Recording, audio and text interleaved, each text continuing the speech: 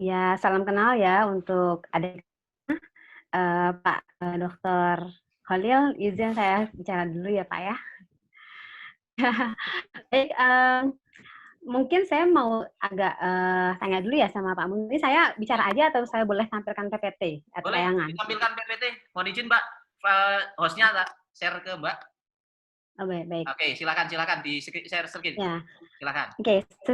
Sebelumnya sih saya mau sharing sedikit ya buat adik-adik. Jadi seperti yang tadi sudah disampaikan sama Kak Alfani, saya yang dulu mas sekali ya. Jadi saya dari pesantren Asidikia Jakarta.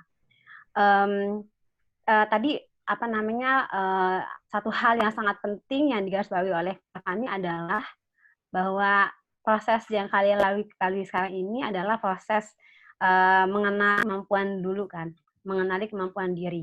Ketika nanti kalian melakukan ujian masuk, kalian harus juga perhatikan bahwa yang menjadi saingan kalian ini bukan hanya teman-teman yang ada dalam kelas ini, tapi juga seluruh siswa-siswi, seluruh apa namanya pelajar di Indonesia. Jadi dari yang SMA Polri, ya, misalnya kalau misalnya ada SMA apa namanya yang yang kalau pesantren atau santri biasanya punya mata pelajaran yang jauh lebih banyak ya. Jadi misalnya kita memang mengalokkan waktu untuk matematika sebanyak misalnya teman-teman yang belajar di SMA gitu ya. Jadi harus dipahami bahwa ketika nanti kalian melakukan ujian, saingan kalian itu banyak sekali, tidak hanya dari kalangan kalian, tapi dari teman-teman yang mungkin mendapatkan asupan pelajaran 2 kali, 3 kali lebih banyak dari kalian. Sehingga sangat penting sekali kalian benar-benar mengetahui kemampuan kalian di sini. Sehingga nanti ketika memilih jurusan itu bisa betul-betul masuk apa ya, memperhatikan bahwa perjuangan kalian itu nanti juga bersaing dengan mereka-mereka yang di luar sana gitu ya. Saya ada sedikit PPT untuk teman-teman.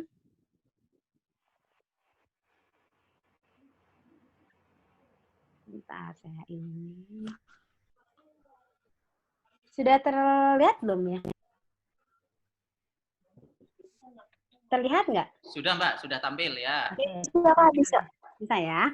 Oke, jadi saya punya beberapa tayangan di sini. Nanti akan juga terkait dengan dengan prodi saya di FIB. Pertama adalah mungkin kalau kalian lihat di sini 10 profesi dengan gaji selangit di Indonesia ya. Saya ambil dari Jobhon di Surabaya. Lihat pilot, teknik informatika, dokter, marketing, pengacara, teknik perminyakan, konstruksi, digital marketing, pertambangan, dan anggota DPR ya. Jadi ini masih memetakan begitu profesi-profesi dengan gaji yang tertinggi. Kalau kalian lihat mungkin sebagian besar kalian atau orang tua mau kuliah ke profesi ini mungkin ya, karena dianggap memiliki gaji yang selangit. Tapi mungkin kalau kalian juga ngeh, sekarang kita tahu ada Atta Halilintar ya. Ada siapa lagi yang kalian tahu? Ria Ricis gitu ya. Dia nggak ada di sini nih gitu ya. Tidak ada dalam komposisi profesi dengan gaji selangit. Mungkin memang ini memperhatikan komponen gaji yang artinya sebagai penghasilan tetap yang didapatkan dari perusahaan. Tidak memperhatikan komponen penghasilan misalnya. Nah, penghasilan ini bisa dia dapatkan sebagai creative entrepreneur, YouTuber, influencer, selebgram ya. Ini mungkin dunia yang sekarang sedang memang kita alami gitu ya. Ini adalah profesi-profesi baru yang mungkin tidak memiliki ya gitu penghasilannya mungkin bisa bisa sama atau melebihi profesi-profesi ini. Nah, dengan adanya perubahan dunia kita sekarang ini, adanya perubahan paradigma sekarang, juga ada tantangan nih buat kita sebagai dosen-dosen di perguruan tinggi untuk memperhatikan apa yang dikatakan oleh Mas Menteri. Mas Menteri ini bilang kita masuk ke era di mana gelar tidak menjamin kompetensi, lulusan tidak menjamin kesiapan berkarir dan kerja, akreditasi tidak menjamin mutu, dan masuk kelas tidak menjamin belajar. Ini betul-betul menggoyangkan kita ya sebagai kita udah selama ini berusaha mati-matian. Kalau udah punya gelar, berarti dianggap punya kompetensi. Kalau lulus berarti siap kerja. Nah, tapi dengan adanya tantangan yang diberikan ini, maka ini sebenarnya juga memberikan peluang untuk teman-teman lebih mengeksplor lagi makna dari belajar, ya, sehingga muncul yang namanya merdeka belajar. Tidak harus dalam kelas, tapi tetap dalam struktur pembelajaran yang penting. Nah, dengan adanya merdeka belajar, nanti profesi-profesi seperti ini bisa lebih mendapatkan tempat, ya, kreatif, dan bisa mendapatkan tempat dan bisa melakukan perencanaan dengan lebih baik, gitu misalnya. Nah, dengan itu maka ini sebelum saya masuk kenapa harus pilih FIB misalnya, ya kan saya lagi mau promosi tentang FIB nih. Jadi UI belajar. Nah, dengan adanya tantangan dari Pak Menteri kita, dari Mas Menteri ini, maka seluruh infrastruktur pendidikan tinggi itu mulai berbenah. Kita sekarang, saya termasuk dalam anggota tim revisi kurikulum di fakultas saya, sehingga saya benar-benar mengikuti perkembangannya. Jadi konsep Merdeka Belajar ini adalah kami di kampus, ya, itu betul-betul tidak lagi seperti mercusuar yang terang sendiri, kemudian hanya perhatikan apa yang kita mau, yang kita bisa, tapi juga lebih melihat apa yang dibutuhkan oleh dunia kita, ya, sehingga kita sangat memperhatikan apa sih yang sedang berkembang, apa yang dibutuhkan oleh pasar. Nah, ini juga melihat perkembangan di mana teknologi mungkin nggak ada lagi sekarang yang nggak punya media sosial, ya. Sekarang semuanya punya media sosial. Nah, semuanya teknologi informasi ini mendominasi semua kehidupan kita.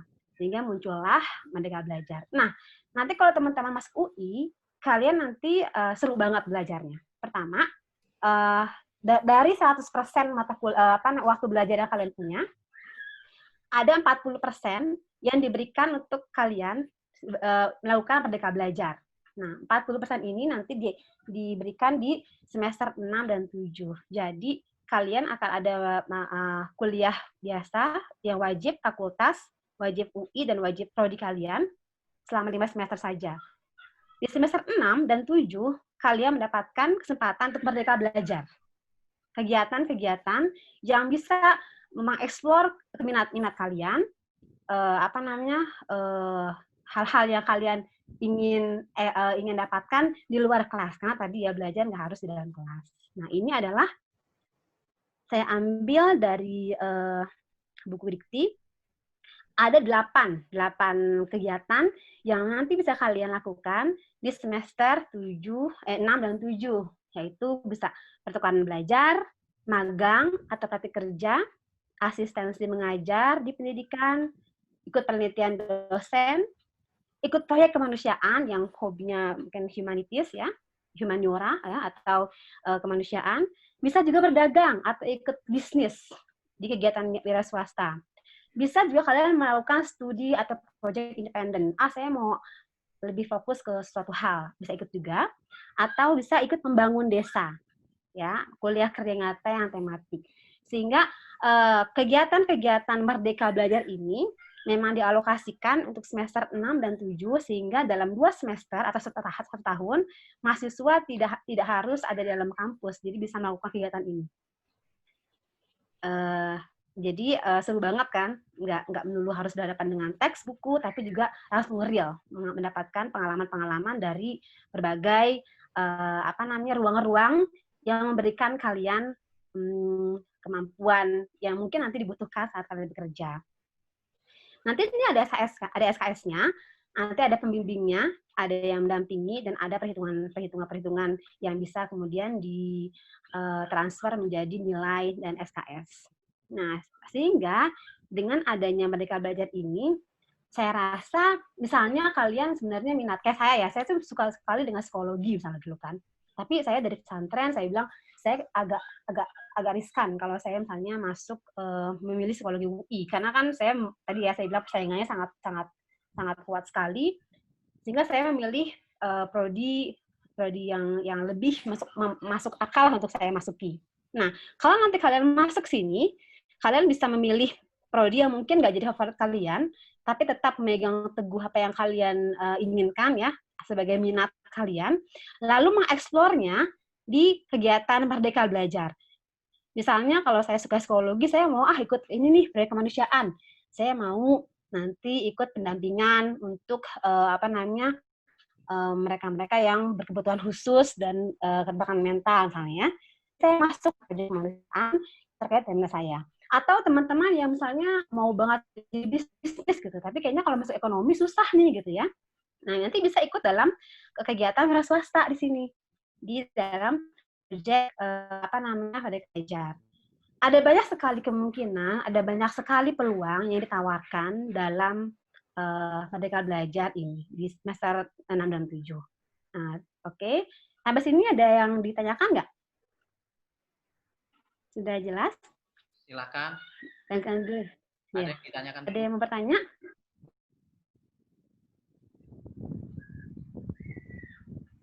Ya, atau kalau misalnya mau menjadi peneliti ya, misalnya udah punya dosen yang keren kayak Pak Holil atau Pak Jauhar. Jauhar bisa. Jauhar. Iya. Pak Jauhar kan sudah doktor, sudah banyak penelitian. Kalian mau di semester 6 ikut dengan penelitian beliau. Jadi beliau punya penelitian besar, kalian sebagai asisten peneliti sehingga nanti bisa melanjutkan sebagai researcher nantinya ke depan. Jadi ini membuka banyak sekali peluang-peluang untuk adik-adik yang belajar di perguruan tinggi nantinya. Begitu ya. Jadi sekarang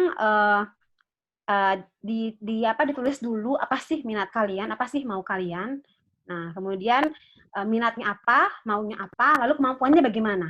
Kalau kira-kira kemampuannya bisa untuk membuka jalan supaya kalian masuk dalam prodi-prodi yang sesuai dengan minat kalian, alhamdulillah ya. Tapi kalau misalnya betul-betul berstrategi. Jadi pilih prodi-prodi yang kira-kira lebih memungkinkan kalian masuki dan kemudian eksplor minat kalian, eksplor apa yang kalian inginkan pada kegiatan di Merdeka Belajar ini. Karena ini boleh juga kalian kuliah di prodi lain. Boleh kalian kuliah di prodi lain itu di Indonesia atau di luar negeri. Boleh juga kalian nggak cuma ambil kuliah, tapi juga boleh pertukaran pelajar. Misalnya saya dari prodi Jerman, tahun lalu di akhir tahun saya pergi ke 3 negara, ke Jerman, kemudian Belanda dan Swiss, untuk mencari partner kerjasama. Karena nanti kalau pertukaran pelajar, kita sudah punya beberapa MOU dengan universitas yang kita inginkan, gitu ya, sesuai dengan prodi kami. Jadi ini peluang besar untuk kalian. Nah, sekarang saya mau jadi duta FIB. Ini kampus kami, Fakultas Ilmu Pengetahuan Budaya, dalam atau FIB ya, dalam fakultas kami ini ada 15 program studi yang ditawarkan. Ada yang ya suka Korea mungkin bisa di bahasa dan kebudayaan Korea. Ada juga Belanda, ada arkeologi yang suka dengan situs-situs, filsafat, perpustakaan, sejarah, sastra Arab, daerah atau Jawa, Indonesia, Inggris, Jepang, Jerman, saya, Prancis, Slavia itu Rusia, dan Cina. Dulu saya kan pesantren ya, dan biasanya pesantren tuh memang punya kekuatan di bahasa gitu ya. Sehingga saya waktu itu pilihan saya pertama psikologi, tapi saya tahu itu hanyalah impian-impian yang tidak akan sulit lah untuk saya dapatkan dengan kemampuan saya saat itu dan persaingan yang ada, sehingga saya pilih ke bahasa. Nah, bahasanya kenapa nggak Arab? Karena saya waktu itu kan lumayan lah ya, anak-anak santri mah udah pernah belajar gitu. Pengen cari yang baru-baru. Tahun 2002 itu ada teman yang dia gandrung banget dengan bahasa Jerman, mungkin sama kayak Mas yang suka dengan sepak bolanya gitu ya, cowok-cowok biasanya kan. Lalu saya ikut juga, kenapa Jerman ikut deh biar bareng. Nah, ternyata saya masuk, dia nggak masuk ya, alhamdulillahnya. Tapi dia sekarang juga berhasil di bidangnya. Jadi ini prodi-prodi yang ditawarkan di FIB, bisa dilihat-lihat nanti di websitenya kalau adik-adik ada yang disukai. Misalnya ilmu perpustakaan ya, orang mungkin tanya apaan sih yang dipelajari di perpustakaan ya, tapi ini sangat menjadi primadona juga, karena ini nanti akan menjadi digital informasi ya, dan prodi perpustakaan di FIB termasuk yang pengakuan dunia, karena banyak sekali misalnya perpustakaan kita dikaitkan dengan kearifan lokal yang kemudian dalam penanganan naskah-naskah misalnya gitu. Atau sastra Jawa, ngapain sastra Jawa? Tapi justru yang banyak sekali berkarir di luar negeri adalah anak-anak sastra Jawa karena bisa menjadi duta bangsa ya. Jadi mengajar wayang atau mengajar bahasa Indonesia di Arab, di Jepang ya, di Australia. Jadi semua prodi-prodi ini punya peluang untuk sukses yang sama. Terlebih tadi ya kalau kita lihat bahwa creative entrepreneur juga sangat berkembang di era keterbukaan kesempatan. Semua orang nggak harus jadi artis kalau udah punya konten yang bagus, punya media sosial, dia bisa sukses gitu. Tapi kalau dengan perguruan tinggi terbantu dengan apa? Pertama, kalian akan lebih bertanggung jawab secara konten ya, misalnya. Kemudian bisa dengan kritis menyikapi hal-hal yang ada gitu. Jadi tetap butuh kalau menurut saya kalian belajar di perguruan tinggi karena banyak sekali termasuk networking ya yang mungkin nanti akan kalian dapatkan ketika kalian belajar di perguruan tinggi. Ya, setelah selesai ini saya kembali ke Merdeka Belajar ya tadi ya bahwa mata kuliahnya disusun berdasarkan kebutuhan dan masukan dari pengguna. Pengguna itu adalah tempat kerja para alumni. Kemudian alumni juga tanya apa sih yang kalian butuhkan ketika sudah selesai kuliah gitu. Dan juga mahasiswa. Jadi melakukan riset-riset kita ada FG fokus group discussion dengan 3 komponen ini pengguna alumni dan mahasiswa ditanya apa sih yang dibutuhkan oleh mereka. Dan kemudian masukan mereka kami terjemahkan dalam mata kuliah di semester baru nanti di kurikulum baru ini. Nah, kalau kerja bidang alumni kami tuh banyak dari jadi diplomat, jadi pengajar, penerjemah, tentara juga ya, pegawai negeri sipil, kemudian influencer ya tentu. Kalau mereka sudah sangat kreatif, pegawai swasta juga banyak, ada yang di bank, asuransi, media TV, dan ada pengusaha dan startup gitu. Lalu ketika kami kemudian mengelola apa yang dibutuhkan oleh pengguna dan alumni, maka 3 hal yang sangat penting, komunikasi, kerjasama, dan berpikir kritis menjadi capaian pembelajaran yang paling utama yang akan diupayakan di prodi kami. Ini gambaran aja ya, jadi kemampuannya bahasa Jermannya nanti B2. B2 itu nanti kalian kalau mau kuliah di Jerman itu antara B2 atau C1. Jadi B2 itu sudah bisa. Atau kalau kalian banyak dari mahasiswa kami juga yang kemudian ikut dalam program-program sosialyar. Jadi ada satu kegiatan di negara Jerman untuk anak muda bidang kebudayaan, mereka masuk ke sana. Itu waktu belum ada Merdeka Belajar. Nah, kalau ada Merdeka Belajar itu lebih gampang lagi karena sudah ada koridornya. Kemudian mampu menelusuri, mengolah, menganalisis sumber-sumber data dan informasi terkait bahasa dan budaya Jerman dari berbagai sumber, baik lisan maupun tertulis ya, maupun daring ataupun luring, itu luar jaringan, dalam jaringan, online atau offline kalau bahasa Indonesianya. Kemudian mampu menyajikan hasil pemikiran atau analisis baik secara lisan atau tertulis. Jadi ini ya kalau tadi mau bikin konten ya itu bisa lah, tapi dengan baik ya, dengan bertanggung jawab. Kalau ya nggak ya waktu itu kan pernah viral ya yang mau ngeprank terus ngasih bantuan sosial tapi isinya sampah gitu kan, itu sangat bertanggung jawab.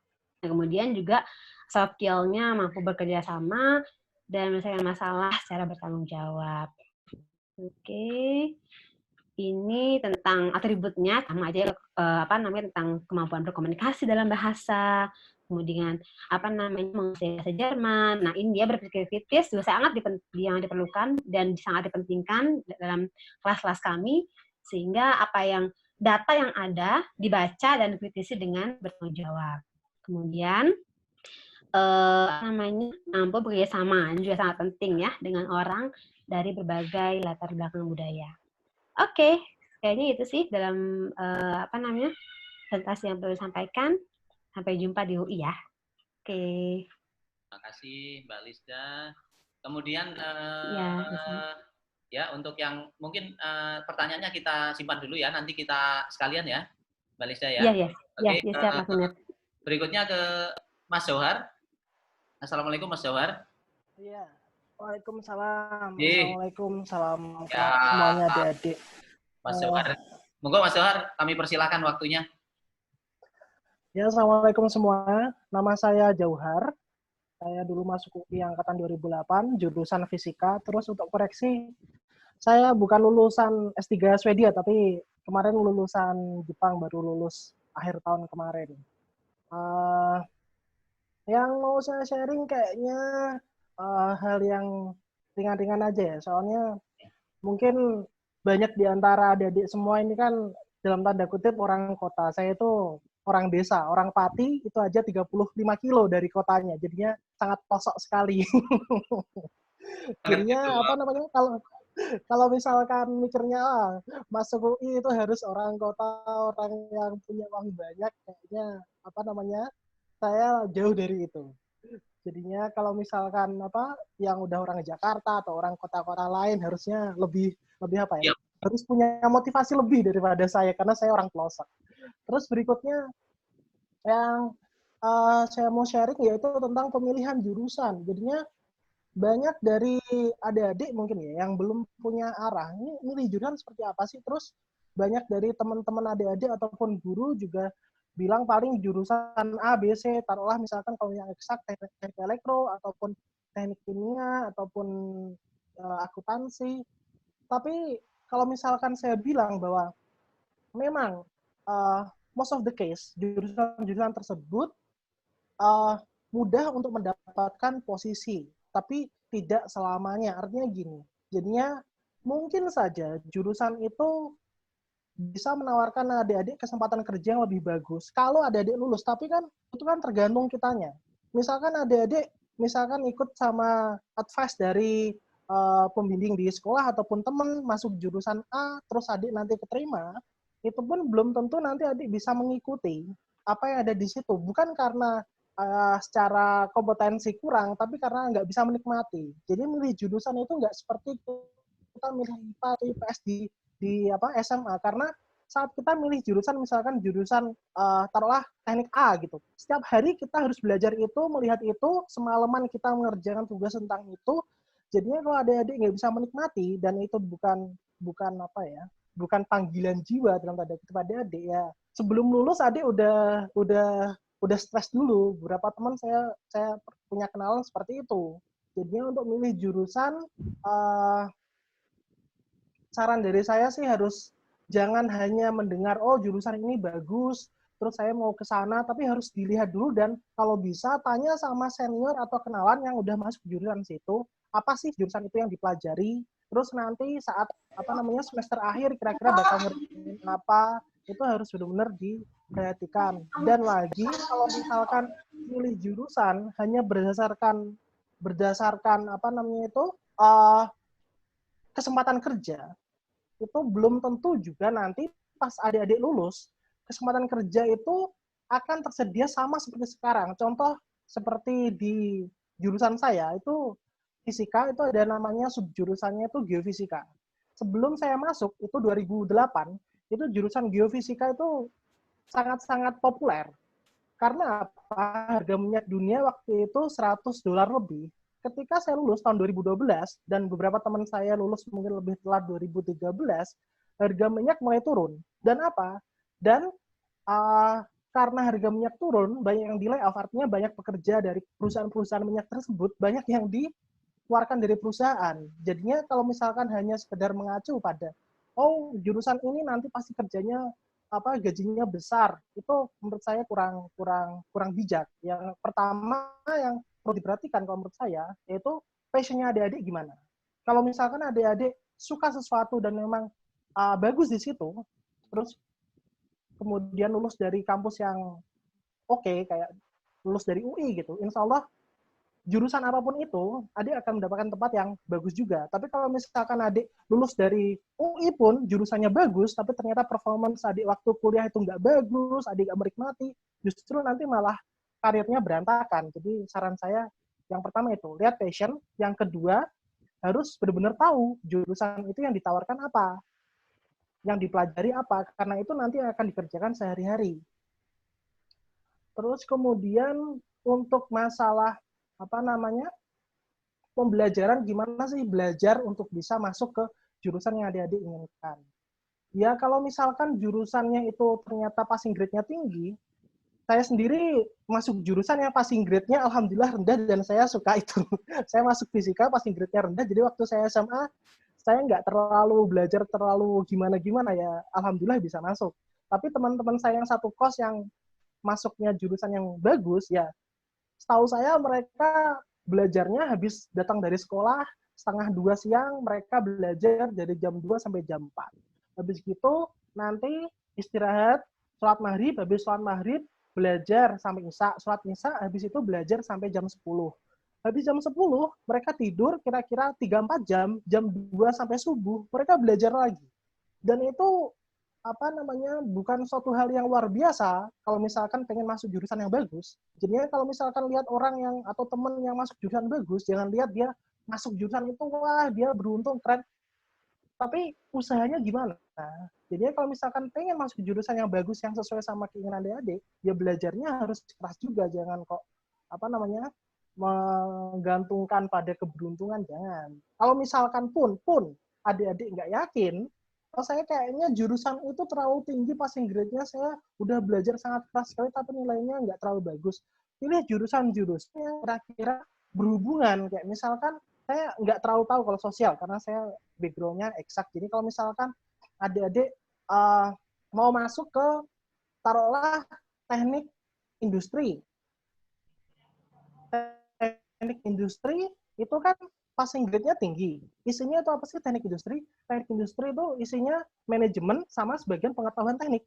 Tapi karena di teknik industri itu passing grade-nya tinggi, sedangkan teknik jurusan lain misalkan teknik A, B, C yang lain itu jurusan rendah dan related, setelah kalian tanya sama senior-senior yang di situ, ya pilih jurusan yang related tersebut walaupun nggak sesuai sama yang keinginan kalian, tapi sebetulnya itu related. Atau misalkan mau masuk teknik elektro, sukanya elektro, tapi di fisika itu juga ada peminatan namanya instrumentasi yang sebetulnya itu yang dipelajari mirip dengan teknik elektro.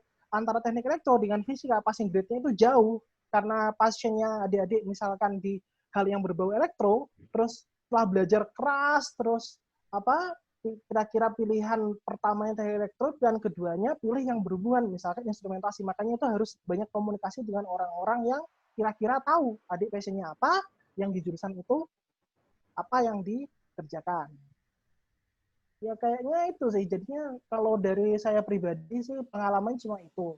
Dan selanjutnya setelah masuk kuliah, karena adik-adik punya background pesantren, itu juga punya banyak kelebihan. Yang pertama, di kampus negeri yang besar, orang yang punya pengetahuan keagamaan, itu satu, aktif di organisasi, itu pasti diberikan tempat khusus. Bahkan kalau misalkan di MIPA UI, pasti dipanggilnya kalau cowok itu ustadz. Setelah dipanggil ustadz, terus kemudian ikut di organisasi, terus kemudian nanti jadi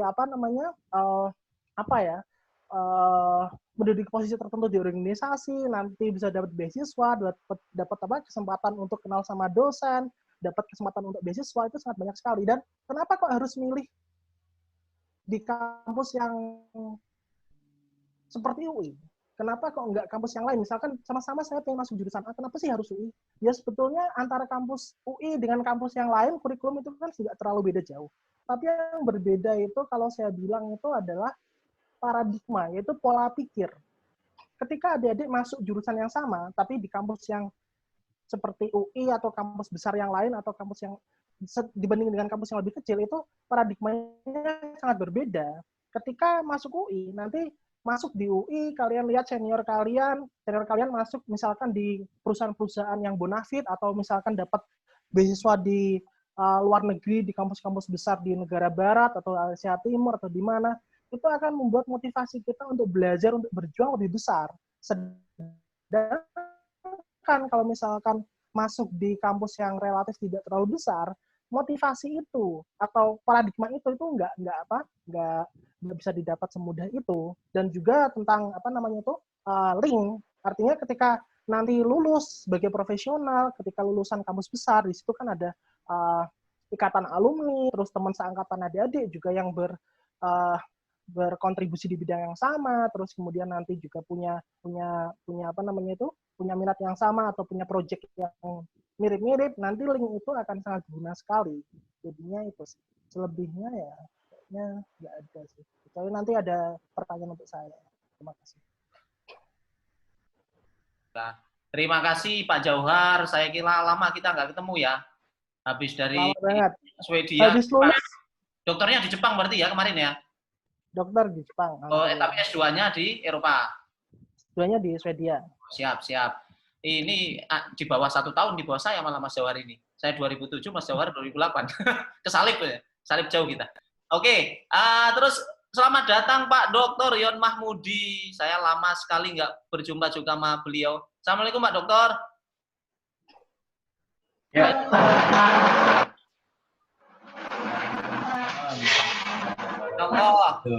Masya Allah, minal aidin wal faidin Pak Dokter ya. Lama nggak ketemu. Ya.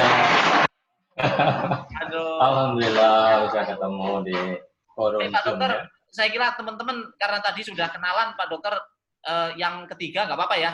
Ini izin kami langsung serahkan waktunya ke Pak Dokter, monggo. Oh sudah ya, langsung ya. Ya, jelas ya suaranya. Baik, terima kasih Mas Munir.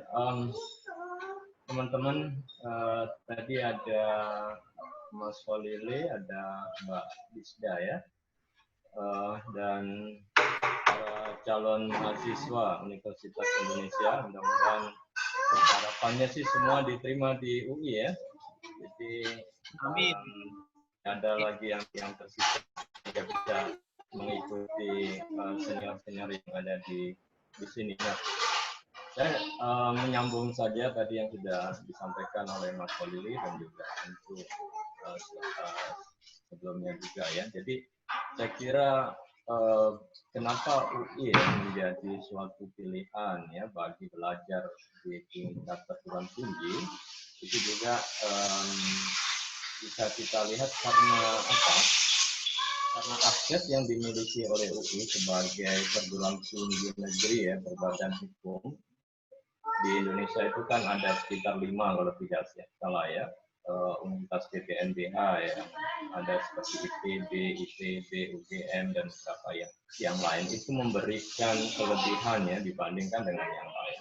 Kelebihan itu juga dalam hal sarana yang dimiliki, kemudian juga pendanaan dari UI saya kira jauh lebih besar anggarannya mungkin kalau dibandingkan universitas mungkin kalau di luar Jawa di Makassar ya ada Universitas Makassar atau Medan atau mungkin di Jawa ya di tempat-tempat yang lain. Nah, dengan fasilitas dan anggaran yang lebih ini maka kemudian bisa memberikan impact kepada mahasiswanya. Jadi kalau kita bergaul bersama gajah ya minimal akan selevel gajah lah ya. Tapi kalau kita bergaulnya dengan level yang lebih rendah, maka kita akan seperti itu. Nah, suasana UI lah yang nanti akan mengekspos kita, gitu. Keterlibatan kita nanti ketika masuk UI ya, jadi ada banyak fasilitas. Kalau publikasi jurnal dan saya kira kemudian ada yang mengatakan bahwa anggaran jurnal ilmiah UI kadang sama dengan anggaran seluruh kampus, anggaran seluruh pengeluaran satu kampus juga ada yang mengatakan itu karena begitu besarnya anggaran yang diberikan untuk fasilitas-fasilitas itu sehingga kita lebih mudah dari sisi penggunaan resources-nya. Kemudian saya kira akses, jadi akses ke dunia internasional. Nah, kampus-kampus sekarang saat ini kan prioritasnya pada kemampuan untuk bisa bersaing ya dengan level internasional begitu ya. Jadi tidak lagi bermainnya di level nasional ya, apakah regional Asia Tenggara atau kemudian kawasan-kawasan yang lain. Maka dengan demikian itu akan memacu kita gitu ya untuk berkompetisi secara level yang lebih tinggi ya di antara bila dibandingkan mungkin kita berada di kampus-kampus yang lain. Nah ini saya kira suatu kelebihan yang dimiliki. Sehingga aktivitas kita di kampus itu nanti akan difasilitasi dengan berbagai macam kegiatan ya, seminar, kemudian ada short course ya, ke luar negeri, ada yang ke Eropa, ada yang ke Amerika, dan lain sebagainya. Jadi kesempatan-kesempatan itu mungkin tidak ada di kampus lain. Karena tentu UI akan melakukan kerjasama dengan universitas-universitas di luar negeri yang itu bisa mengangkat nama UI. Jadi kerjasama mencari kampus yang levelnya itu di atas UI ya. Jadi kalau kerjasama internasional, kalau levelnya di bawah UI kemudian cenderung tidak dilakukan. Tapi kalau di atas maka akan mengupgrade level UI. Nah di sini maka kemudian civitas akademika termasuk juga dosen dan mahasiswanya akan terbawa oleh suasana seperti itu. Jadi adanya kesempatan ke luar negeri, ada kesempatan untuk mengikuti short course, atau sekarang sudah mulai dibuka kerjasama cukup mengambil mata kuliah di beberapa kampus ya, baik level regional atau internasional, dengan kerjasama itu sudah memungkinkan. Ditambah lagi ya kalau kita melihat perkembangan belajar atau kampus merdeka itu kan nantinya kita juga di samping pilihan wajib mata kuliah di program studi, maka sisanya mungkin hampir sekitar 40% itu bisa diambil di luar institusi gitu. Nah dengan demikian maka kita bisa semakin terekspos ke level itu.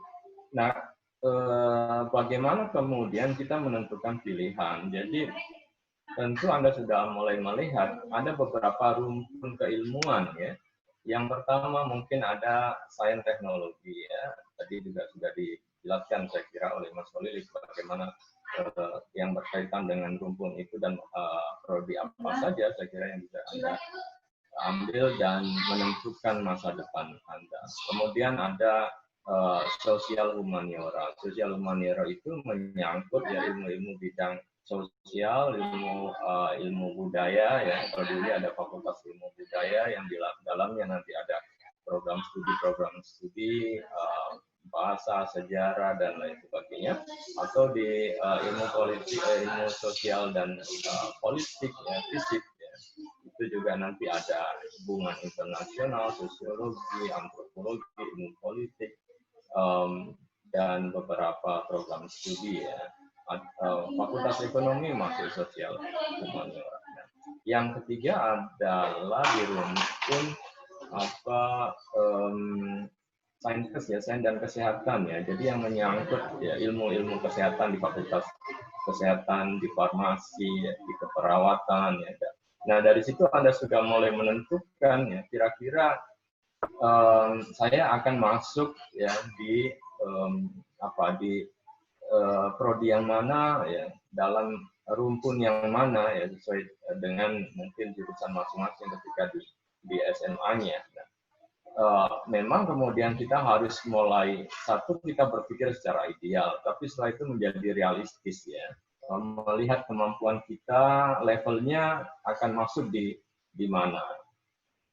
Jadi secara umum memang ada prodi-prodi yang menjadi prodi yang peminatnya banyak ya, ada peminatnya sedikit. Nah itu juga dilihat. Apakah kemudian peminat sedikit dan banyak itu menentukan nasib kita ke depan? Saya kira juga tidak. Jadi tadi juga betul bahwa itu sama sekali sangat tergantung ya dengan bagaimana kita mulai memperkuat diri ya dengan kebutuhan ya, dengan skill ya yang harus dimiliki oleh seorang mahasiswa.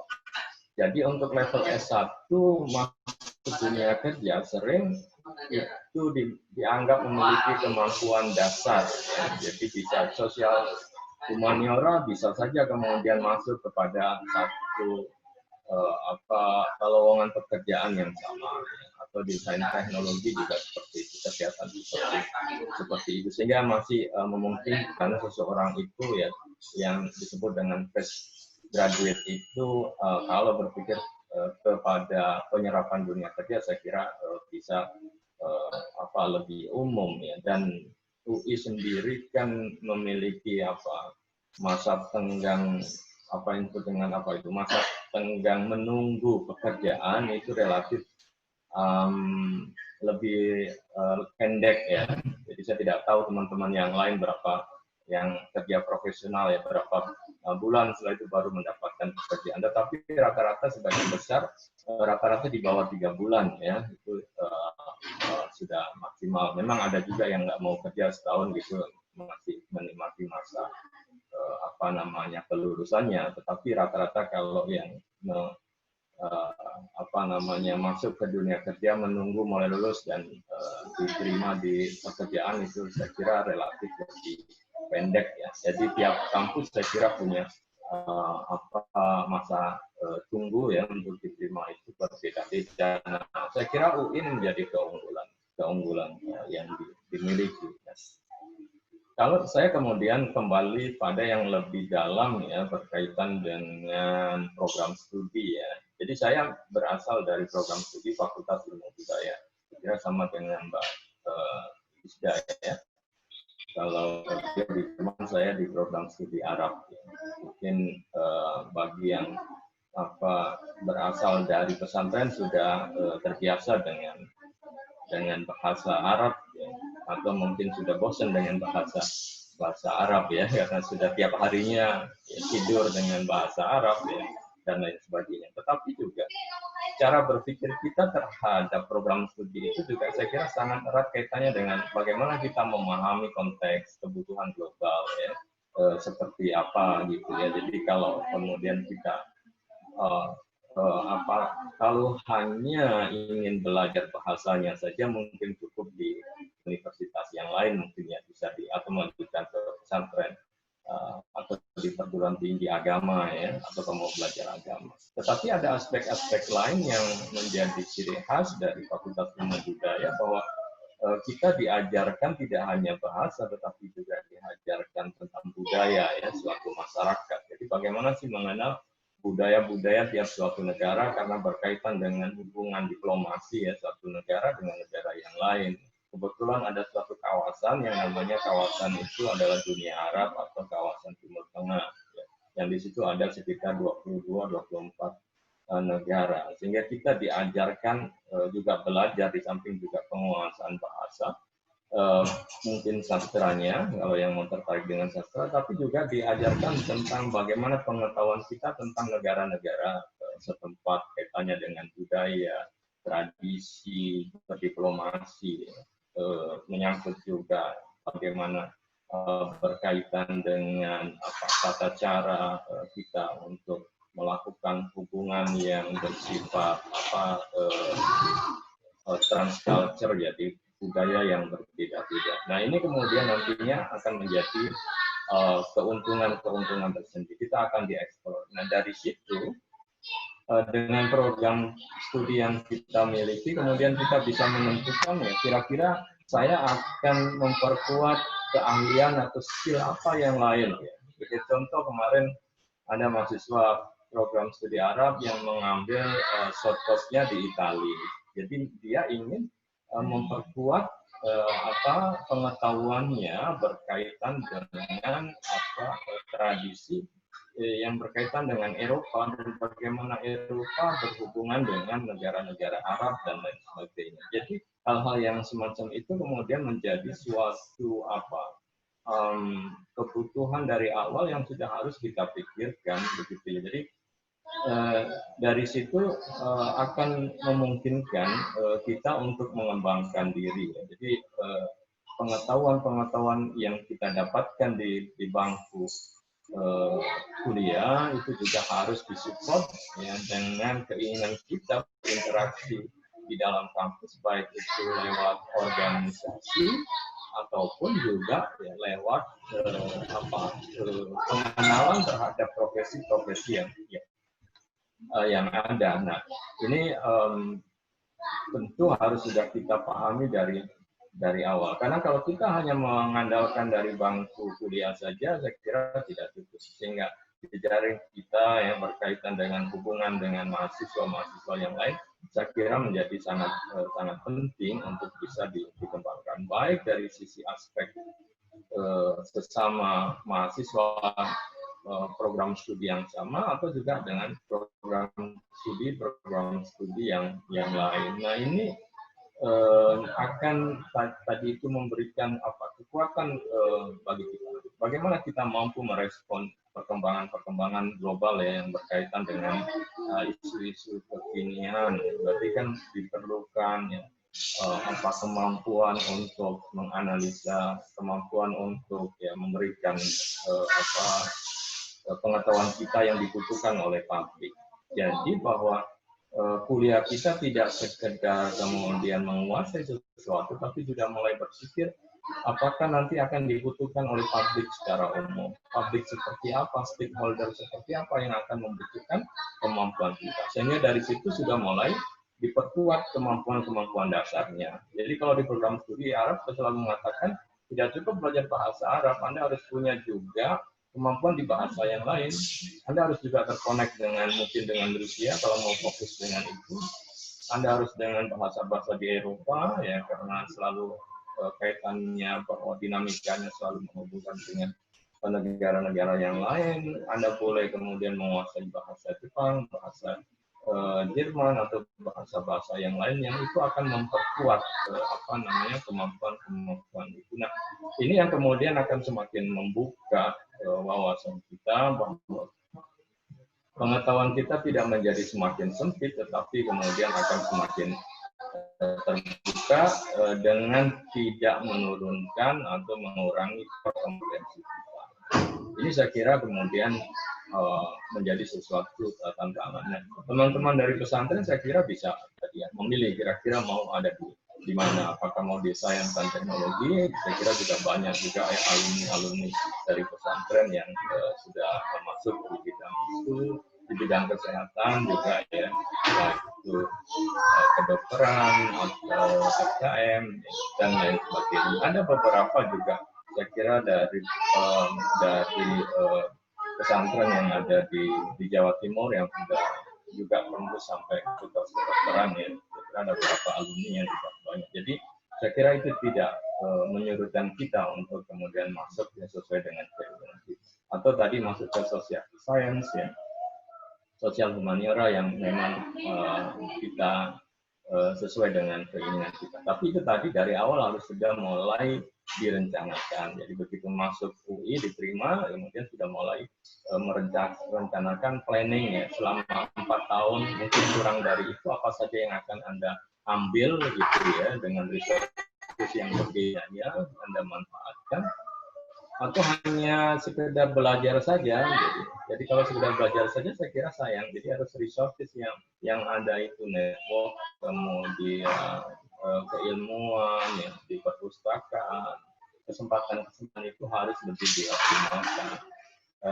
Sebenarnya kan hanya siapa yang lebih smart memanfaatkan potensi-potensi itu. Kalau kita bisa memanfaatkan, saya kira kemudian akan cepat terupdate ya, skill yang kita miliki, dan kemudian bisa cepat bersaing dengan yang lain. Nah, saya kira ini sebagai pengantar dari saya ya, Mas Munir. Mungkin kalau ada nanti pertanyaan yang lain dipersilakan, dan saya berharap mudah-mudahan semuanya bisa ya diterima di UI, kalaupun tidak ya di kampus terbaik yang memang diinginkan. Saya kira itu. Terima kasih.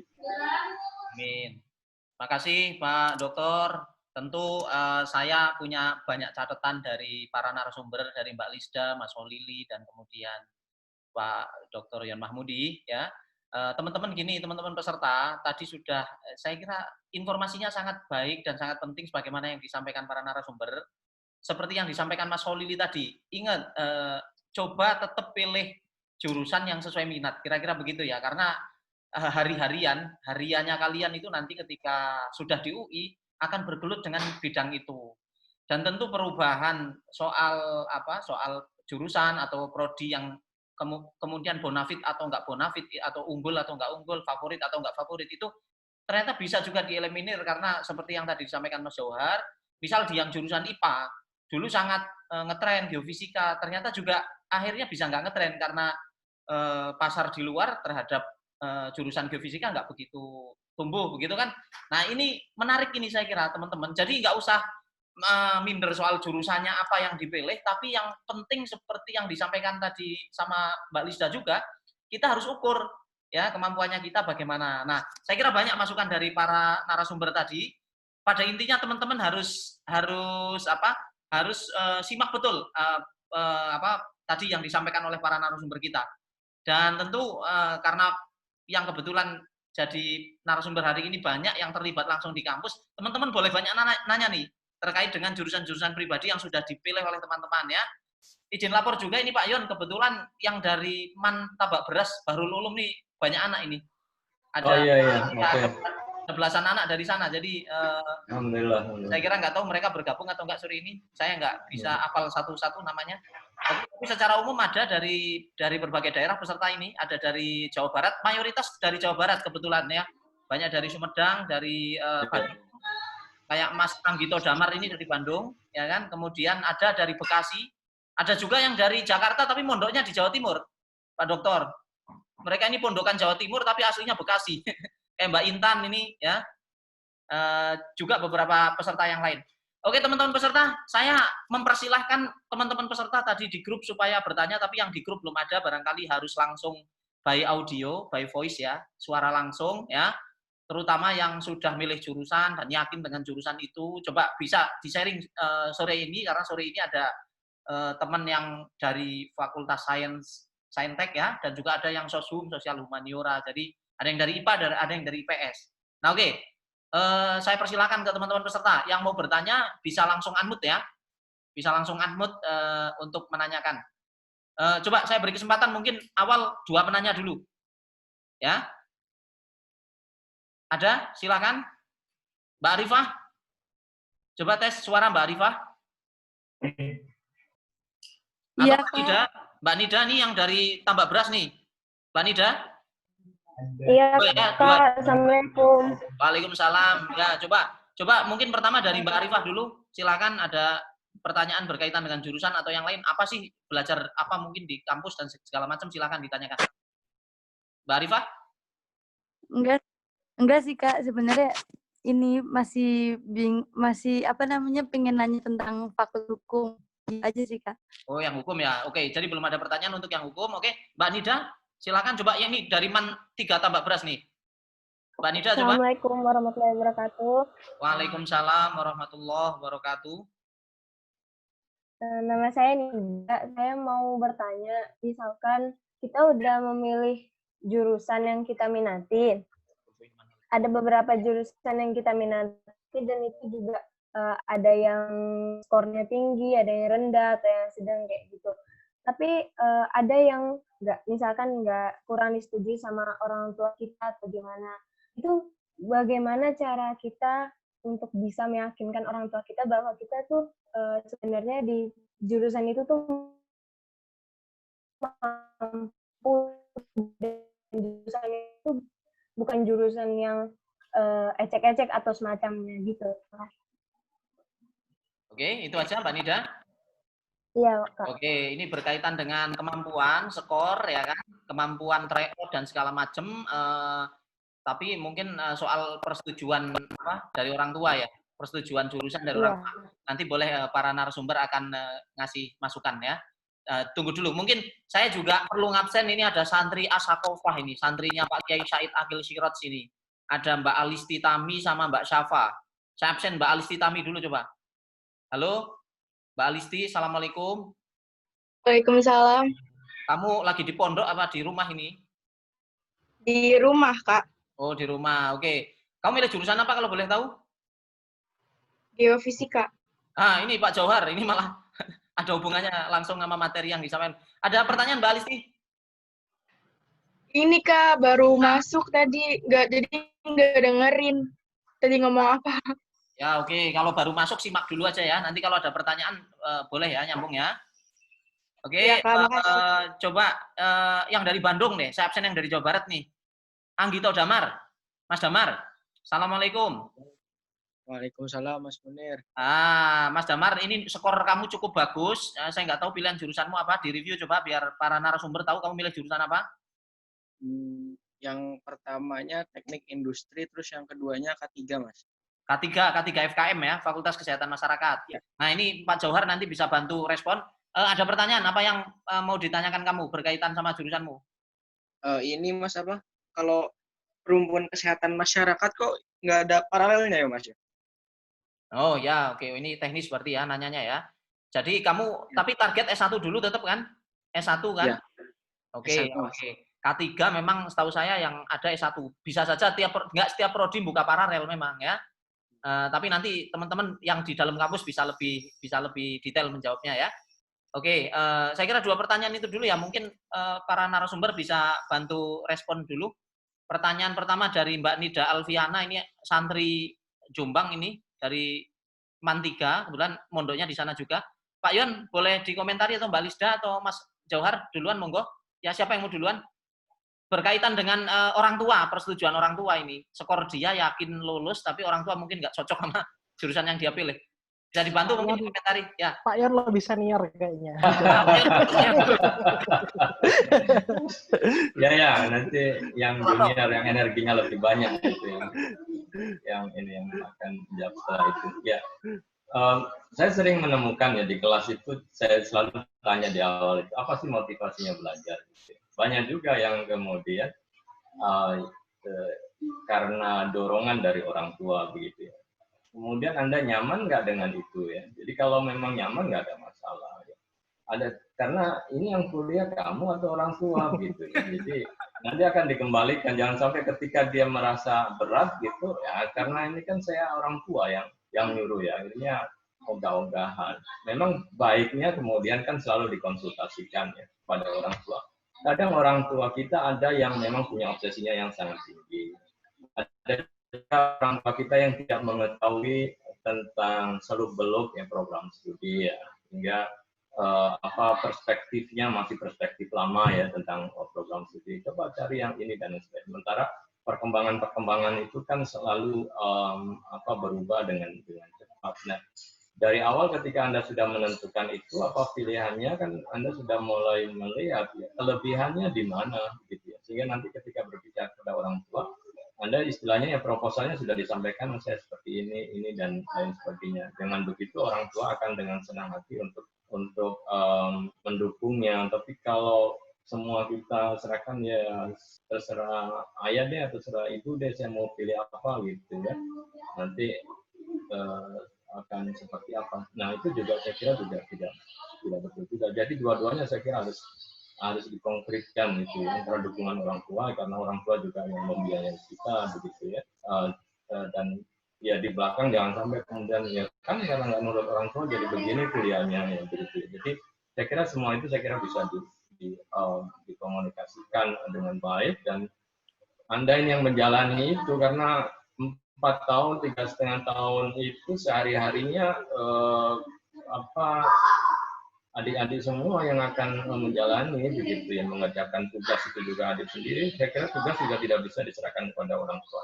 Ini kan mengikuti orang tua gitu tugas diserahkan orang tua kan enggak ya. Jadi semuanya itu dan ya harus kemudian dengan senang hati jalani ya karena itu passionnya dan memang arah ya kemana setelah itu dan tentu juga tidak ikut-ikutan temannya ya. Ada juga yang karena teman sebangkunya ngambil ini, saya juga ikut ya, biar lebih dekat ya.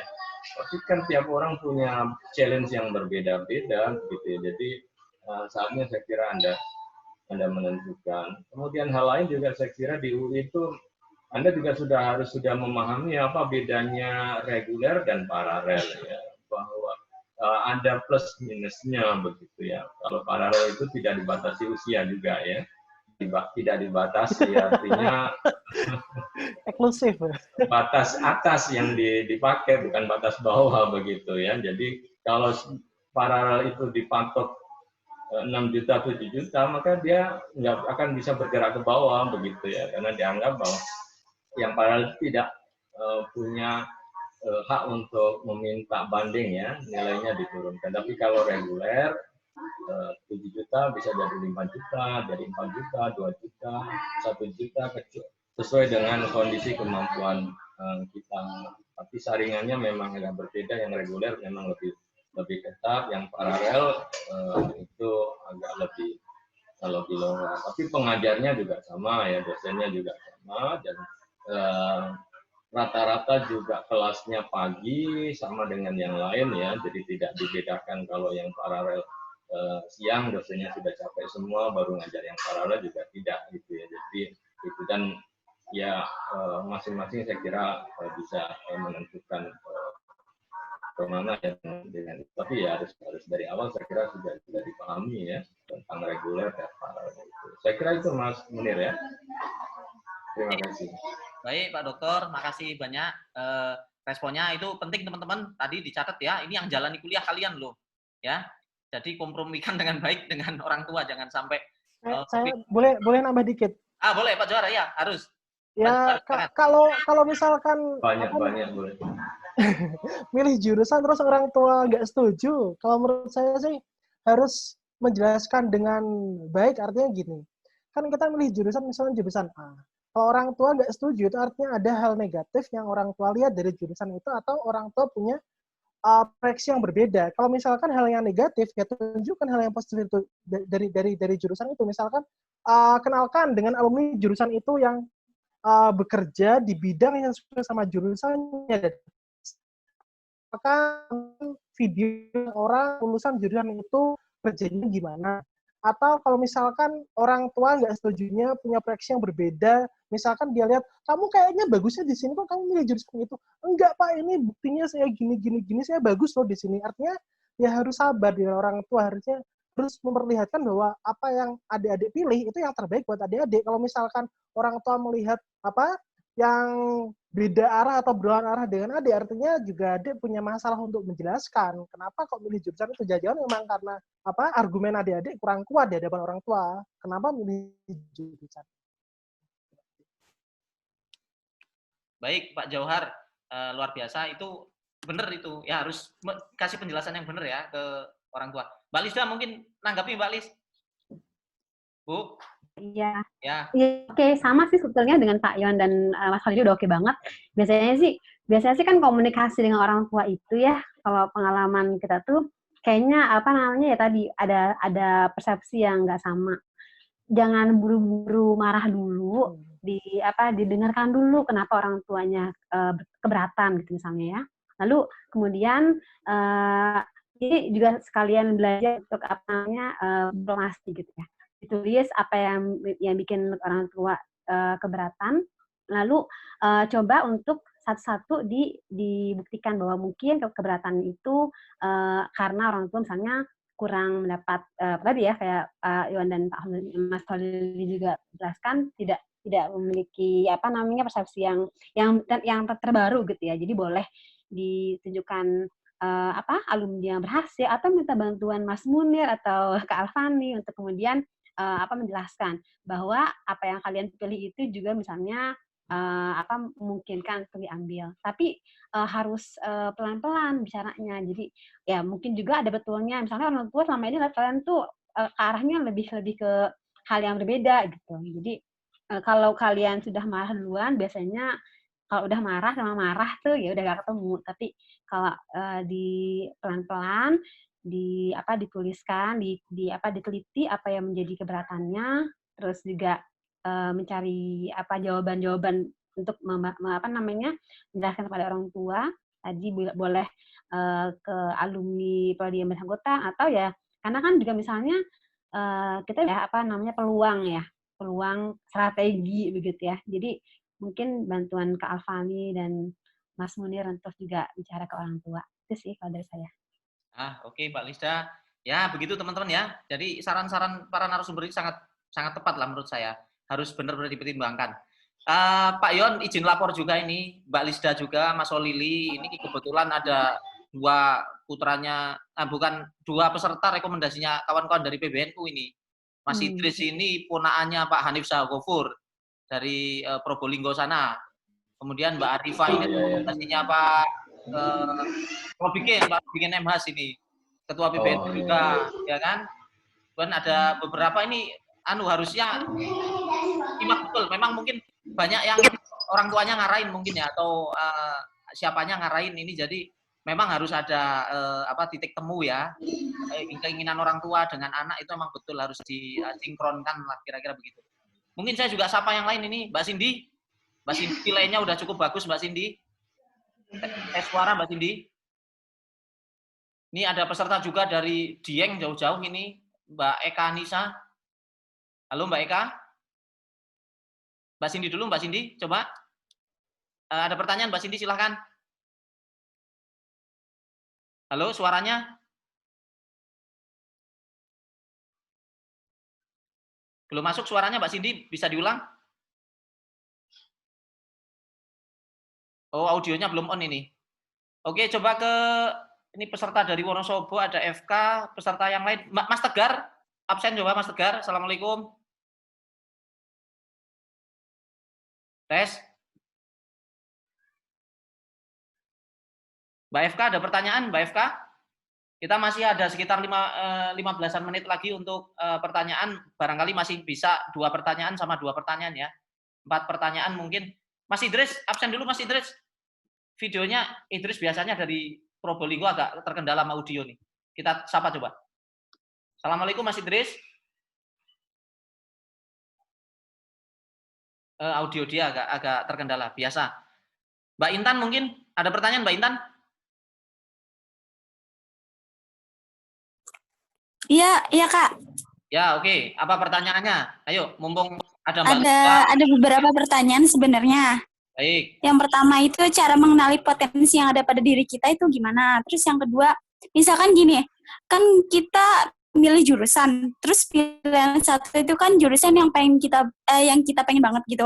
Terus pilihan kedua itu yang agak melenceng, cuman masih masuklah ke daerah-daerah yang kita pengen. Terus ternyata yang lolosnya itu pilihan kedua. Pas kita jalanin di pilihan kedua itu, kita merasa nggak nyaman gitu loh. Gimana caranya supaya diri kita ini termotivasi gitu loh, biar bisa sampai lulus gitu loh. Itu aja sih Kak pertanyaannya. Ya, terima kasih. Oke, satu lagi mungkin selain Mbak Intan, coba Mbak Salsabila Ratu, Mbak FK atau Mbak FK, coba Mbak FK. Iya Kak. Ya, ada pertanyaan nih jauh-jauh kamu dari Dieng ini, gimana ini? Bener ya dari Dieng ya? Iya. Nah, ada pertanyaan nggak? nggak? Mau tanya Kak. Ya. Iya ada Kak. Gimana kan kalau di daerah itu biasanya kalau ada yang kuliah tuh harusnya milih jurusan yang bisa mengembangkan daerahnya. Tapi itu nggak sesuai dengan minat, tapi tuh kayak dipaksain banget. Kamu tuh harus ngembangin daerah kamu, terus ya milih jurusannya ini aja gitu. Gimana gitu Kak cara menghadapinya? Oh, intinya ada teman yang ngasih saran, ayo pilih jurusan yang ini dong, daerah kita kurang jurusan-jurusan ini. Kira-kira gitu ya? Iya, Kak. Oke. Nanti bisa ditanggapi sama teman-teman. Oke, saya kira mungkin 2 pertanyaan itu dulu ya. Monggo Mbak Lisda atau Mas Johar atau Pak Yon. Monggo duluan. Mbak Lisda mungkin. Mbak Lisda dulu kan. Ya, Mbak Lisda. Silakan Mbak Lisda. Iya, coba jawab pertanyaannya Intan ya. Tadi pertanyaannya pertama menanyakan tentang potensi ya. Atau apa tadi kan potensi ya. Tapi kemudian bertanya kalau dapat di pilihan kedua yang tidak sesuai dengan dengan yang dibayangkan begitu ya, bagaimana supaya survive sampai akhir. Mungkin saya cerita aja ya bahwa saya juga tadi yang di awal pilihan pertama saya psikologi, kemudian pilihan kedua saya baru sastra Jerman. Nah, sebetulnya untuk berarti yang tanyakan itu sebenarnya bukan potensi, karena kalau potensi itu kan selalu ada ya, sesuatu yang kalian minati dan kalian bagus di dalamnya, dan itu bisa dikembangkan. Artinya saya dulu masuk dalam prodi sastra Jerman itu di hari pertama itu saya adalah orang pertama salah satunya yang nggak ngerti sama sekali bahasa Jerman. Jadi kebanyakan yang ambil itu adalah teman-teman yang sudah dapat background. Jadi di SMA dapat, atau mereka juga sudah ada ikut beberapa kursus kan. Jadi saya itu pertama-tama masuk kaget, semua orang bisa, saya nggak bisa gitu ya. Kemudian, tapi kan bahwa ketika pertanyaannya adalah bagaimana bisa sampai survive, saya mencari, saya selalu punya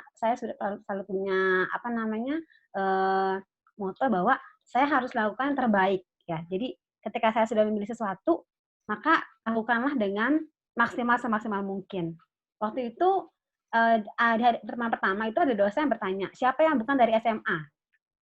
Saya salah satu yang angkat tangan karena semua dari SMA 1, SMA 8, SMA gitu ya, SMA yang favorit. oh dari mana kamu? Saya dari pesantren, Bu. Oh pesantren. Jadi ada seperti nada yang, oh pesantren, oke ya. Nah gitu ya. Nah itu kemudian, oke, berarti dengan ini saya mesti harus berlipat-lipat lagi kan usaha saya untuk bisa survive di prodi ini. Saya bekerja keras luar biasa, ya. Saya benar-benar membuktikan bahwa pesantren itu, nah ini keutamaannya adalah anak-anak pesantren itu kan biasanya kita terbiasa dengan mata pelajaran yang berlipat-lipat dari anak-anak sekolah yang lain ya. Kita biasa bangun malam, kita biasa kegiatan-kegiatannya banyak sekali. Itu manajemen waktu kita, kemudian survival skill kita tuh sebenarnya sudah teruji gitu ya, dengan di pesantren kita digembleng banget. Jadi kalau kalian merasa nggak cocok, coba cari lagi apakah ada hal-hal yang bisa membuat kalian termotivasi. Di saya itu kasusnya adalah saya ingin buktikan bahwa anak pesantren itu bisa loh survive. Sehingga saya mencari cara supaya saya bisa, nggak ada yang nggak mungkin kan ya. Yang terlihat itu nggak ada yang mungkin. Jadi cari hal-hal yang kira-kira membuat kalian mau mampu bertahan. Sehingga saya alhamdulillah menjadi mahasiswa, mohon maaf ya, jadi IPK tertinggi, kemudian juga alhamdulillah setelah saya kuliah dapat beasiswa Erasmus Mundus dengan kuliah di 3 negara. Itu maksudnya sesuatu yang membuat bahkan sampai sekarang dosen-dosen saya itu selalu bangga dengan anak pesantren gitu. Mereka kerja keras itu luar biasa, mereka etos kerjanya bagus gitu karena pembuktian itu memang perlu. Atau kalau misalnya, tapi gini, saya rasa juga, tapi mungkin ini juga dapat didiskusikan lagi ya. Ketika kalian sudah berusaha maksimal sekali, tapi kemudian mentok pada kemampuan, atau saya nggak tahu nih masalahnya di kemampuan atau di minat gitu kan. Misalnya sudah berusaha dengan maksimal, kemudian tetap tidak bisa, itu mungkin perlu memang mencari strategi lain. Jadi saya juga punya anak-anak PA, saya bimbingan akademik, ada anak-anak PA yang kayak gitu. Jadi mereka tuh udah berusaha segala macam, Bu, nggak bisa di sini. Ini bukan saya gitu ya. Nah, ketika itu terjadi, maka mencari strategi lain. Jadi ada hal-hal yang bisa dilakukan. Yang terburuk adalah misalnya kalian pindah dari keluar dari UI atau pindah jurusan. Jadi ada strategi lain. Jadi ada nanti bisa secara teknis bisa dilakukan. Dan alhamdulillah juga. Jadi ketika dia nggak tahan nih kan di Jerman, tapi dia tahu bahwa saya punya keinginan di satu bidang, lalu menggeluti bidang itu, dan sekarang sukses sekali ya. Jadi sampai sekarang dia S2 di Australia, satu lagi ada di fakultas lain di UI yang kemudian juga dia cemerlang sekali. Jadi sampai maksimal sekali usaha kalian, mentok sekali, selain mungkin baru diskusi lagi apakah perlu mencari strategi yang selanjutnya. Itu dari saya, Kak Munir. Oke, Kak. Makasih, Kak. Oke. Ada tambahan dari Mas Solili atau Mbak Yon? Kalau dari saya sih, benar kata dari Mbak Ista tadi. Kalau anak pesantren saya lihat kan memang, kalau cerita bapak saya kan orang pesantren, jadinya itu sebetulnya terbiasa dengan kehidupan kampus sebetulnya. Jadinya itu bertanggung jawab sendiri. Ini kalau misalkan kita di sekolah, bolos dari kelas, itu kan ada nyari-nyari. Di pesantren itu kan nggak ada kan. Bolos dari misalkan jam ngaji apa, itu nggak ada yang nyariin. Jadinya itu sebetulnya di pesantren itu sudah terbiasa dengan budaya belajar kampus dan dengan materi dan beban belajar yang lebih baik. Jadinya sebetulnya kalau misalkan tentang anak pesantren masuk ke kampus, saya sangat setuju sekali kalau misalkan itu secara kemampuan daya pikir atau misalkan beban nggak ada masalah. Dan itu tadi, kalau misalkan saya tanya dulu sama senior saya yang di FKUI, zaman dulu sama-sama S2, FKUI kan terdengarnya ngeri, terus bebannya berat. Terus saya tanya, Mbak, sebetulnya di FKUI itu ada nggak sih yang dalam tanda kutip yang biasa-biasa aja, nggak terlalu pinter? Banyak, Dek. Terus pada DO, Mbak? Enggak. Yang DO biasanya kenapa? Ya nggak DO sih sebetulnya, cuma orang-orang yang secara psikologis terganggu, nggak panggilan jiwa aja, masuk ke kedokteran, memaksakan diri masuk ke kedokteran. Artinya apa? Dalam masalah beban belajar itu, even FKU yang katanya ngeri pun, itu kata senior saya yang lulusan FK itu sebenarnya nggak ada masalah tentang beban belajarnya. Nah, tapi kalau misalkan adik-adik merasa nanti keterima di kampus UI misalkan atau manapun, terus kemudian 1 semester sudah belajar dengan keras, terus semester kedua juga sudah mulai di semester 2 terus belajar dengan keras juga, tapi ternyata tetap tidak nyaman, ya harus mulai berpikir apakah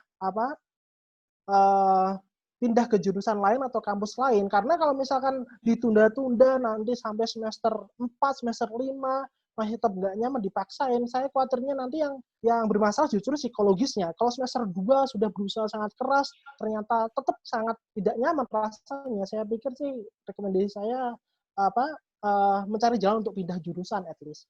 Terus kemudian kalau misalkan nanti ternyata pas pindah jurusan kok merasakan hal yang sama, itu berarti problemnya bukan di jurusannya tapi di kitanya sendiri. Jadinya kalau misalkan komitmen kita untuk pilih jurusan itu udah sekali pindah kok ternyata masih nggak nyaman, itu berarti komitmen kita yang dipertanyakan. Berarti kita harus mencari bantuan entah psikolog, entah siapa gitu yang bisa menangkan. Oh, kita itu sudah milih jurusan itu, udah keterima, alhamdulillah, disyukuri, ya dijalani. Tapi kalau misalkan pertama kali masuk kampus, terus kemudian ada orang yang bilang bahwa kamu udah diterima, udah syukur, nggak usah pilih-pilih yang lain, saya nggak setuju. Kalau misalkan semester 2 merasa sama sekali nggak nyaman, saya rekomendasikan sih pindah, daripada nanti selanjutnya nggak nyaman, malah bermasalah. Ya. Baik. Mungkin yang ketiga, Pak Yon? Oh iya. Jadi saya juga setuju ya. Jadi saya kira hal yang biasa ya kalau mahasiswa di awal itu gamang ya dengan pilihannya. Jadi semua saya kira juga mengalami itu. Saya juga waktu mahasiswa juga mengalami itu, berpikir benar nggak ini yang saya ambil itu. Tapi kan kemudian tergantung dari kita mau realistis tidak ya dengan kondisi kita, mau nggak beradaptasi.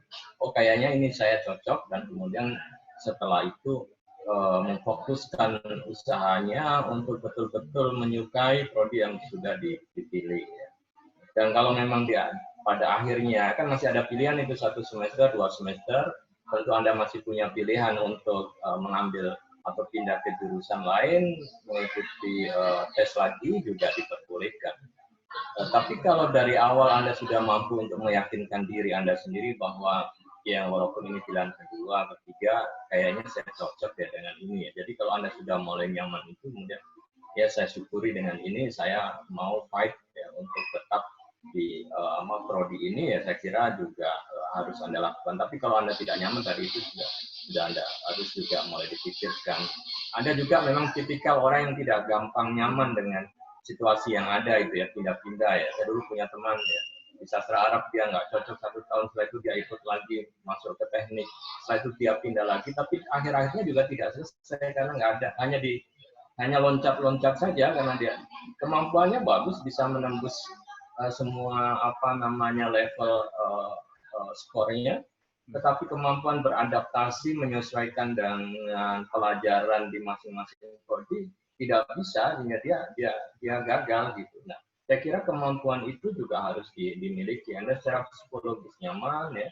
Dari awal harus mulai diyakinkan. Tapi ternyata kayaknya nggak bisa deh ya. Memang nggak bisa ya, nggak usah dipaksakan. Tapi sekali lagi bahwa semua orang pasti mengalami dilema itu. Tapi dia harus kemudian menyelesaikan. Saya dulu tidak nyaman di sastra Arab ya.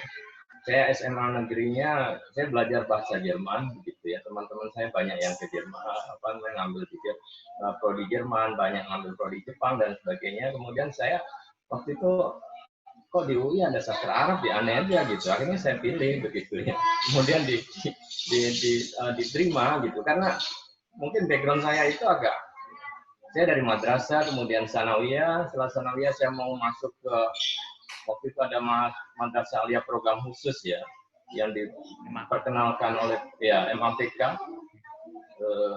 Saya masuk ke situ, ternyata saya gagal gitu. Akhirnya saya ngambil SMA Negeri 2 Jombang ya, yang SMA yang favorit. Akhirnya saya masuk ke SMA favorit, menurut orang itu adalah yang bagus, ya saya galau gitu ya, karena saya pinginnya masih ke arah sana begitu ya, ingin ke program khusus, kemudian mau ke Mesir, mau ke Al-Azhar dan lain sebagainya. Tapi ternyata ya saya kemudian saya ngambil sastra Arab, setelah itu saya dapat S2 ke Amerika, terus setelah itu saya ke Australia, jadi semakin jauh dari Arab gitu ya.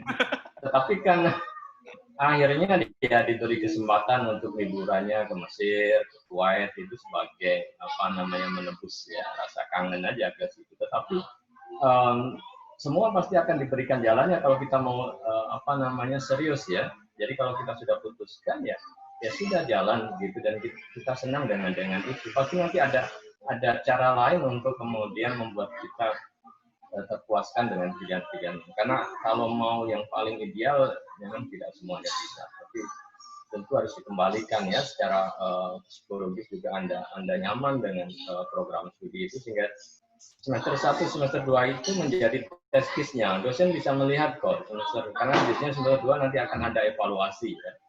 Ada yang memang sengaja sama dia dibuat agak nilainya jeblok gitu ya, sehingga ada alasan bilang ke ibunya saya mau pindah begitu ya.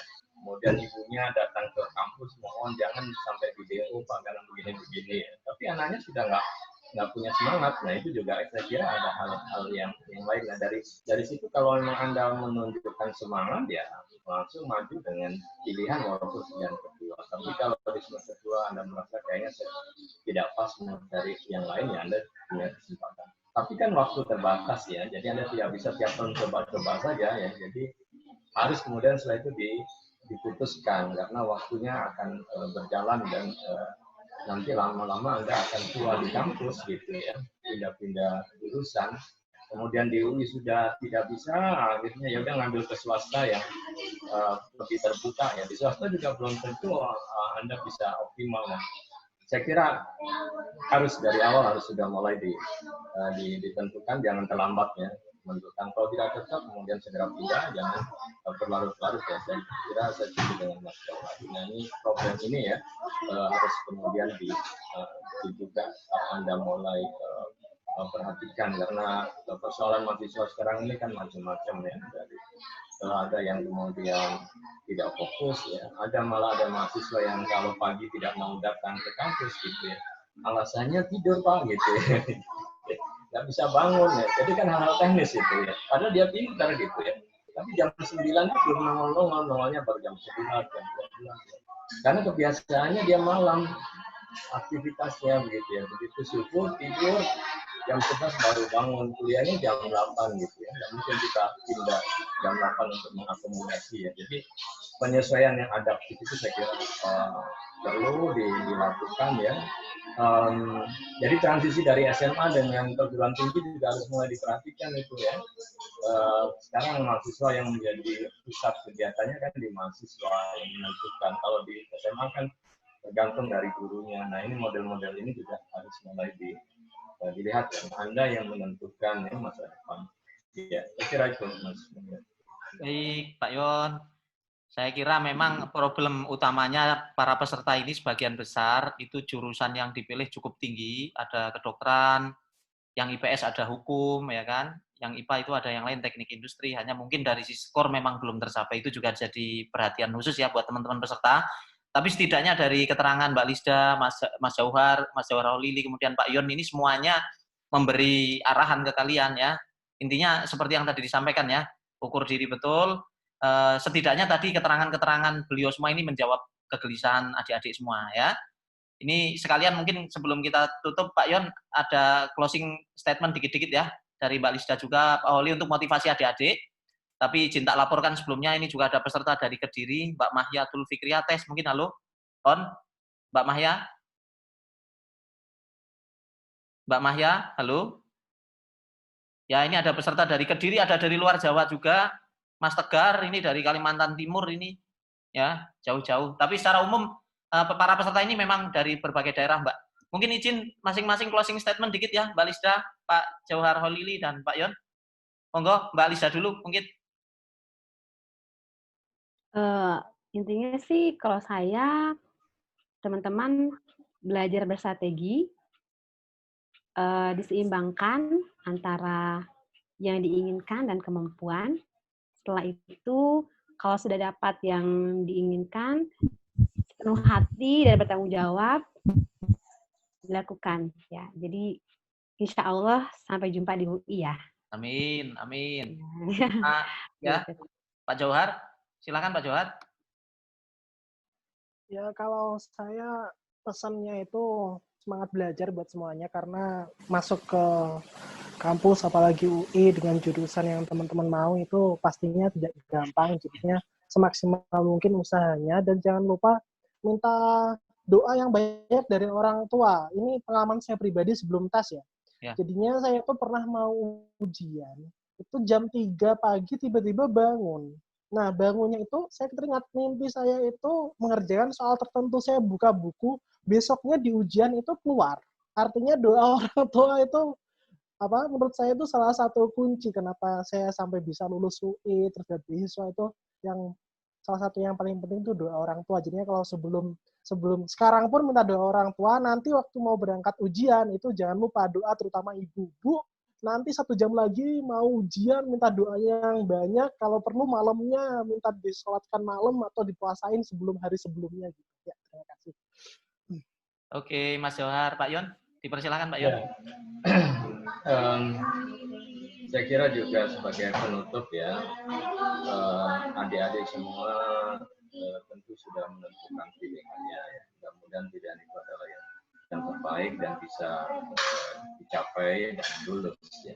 Tapi juga tentu kita harus punya antisipasi apabila kemudian pilihan itu tidak bisa lulus ya. Jadi kita punya second choice ya, yang di situ juga kita bisa fokus dan bisa mengembangkan diri. Jadi pilihan pertama itu juga bukan segala-galanya menentukan keberhasilan, tetapi sangat tergantung dari kita dalam mempersiapkan, menjalani ya semuanya. Tapi kalau itu kita jalani dengan baik dan prosesnya ya, kita menginginkan ketika mau ujian tadi yang berdoa, kemudian mohon restu dari orang tua ya, dan semua kita serahkan yang terbaik ya, insya Allah akan kita dapatkan ya. Kita mudah-mudahan akan sukses dan semoga bisa ketemu di UI ya. Amin, amin. Nanti kita lihat turunnya di fakultas mana lah ya. Dari situ ya insya Allah bisa naik bus kuning, naik sepeda kuning ya, atau naik skuter ya keliling kampus. Saya kira itu Mas. Makasih Pak Yon, makasih banyak ya teman-teman peserta. Sebelum kita tutup ucapkan terima kasih dulu ke para narasumber. Terima kasih ya Kak masukannya. Terima kasih Kak. Semuanya. Amin. Terima kasih Kak. Pak Yon. Ya. Mas Jauhan. Ya, oke. Banyak Kak. Saya kira kita akhiri forum kita sore ini dengan membaca hamdalah bersama. Alhamdulillahirabbil alamin. Wassalamualaikum warahmatullahi wabarakatuh. Semuanya Ya Pak. Oke, terima kasih. Amin. Makasih Kak. Ya. Kak. Ya.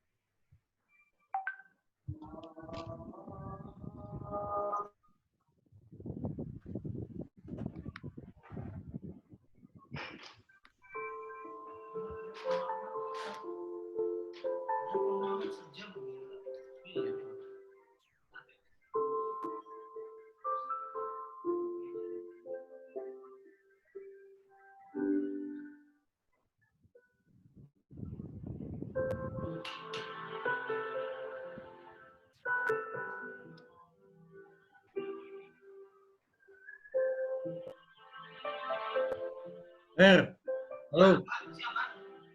Siapa? Dur, simulasi Dur. Simulasi ngajar Dur. Sebentar. Bentar, Sawan. Rahman simulasi ngajar buat minggu depan.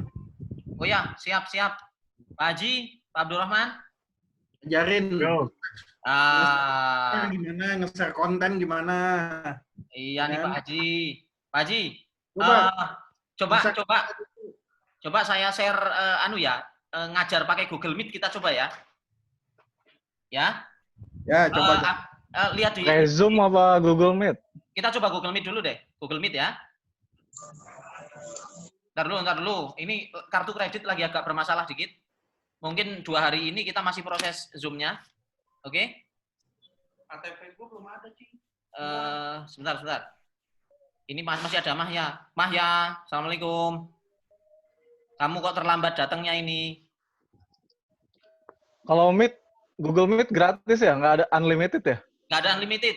Tapi peserta 100 tetap. Peserta tetap 100, nggak bisa lebih dari itu.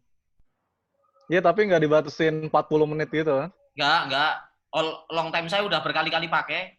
Sesi seminar juga, itu nyaman, aman, enak kok. Mahya, Assalamualaikum Mahya, ini lagi sholat maghrib nih pasti ini. Indonesia Timur udah maghrib ini. Mbak Nida. Oke, Mas. Oke, kabare sehat?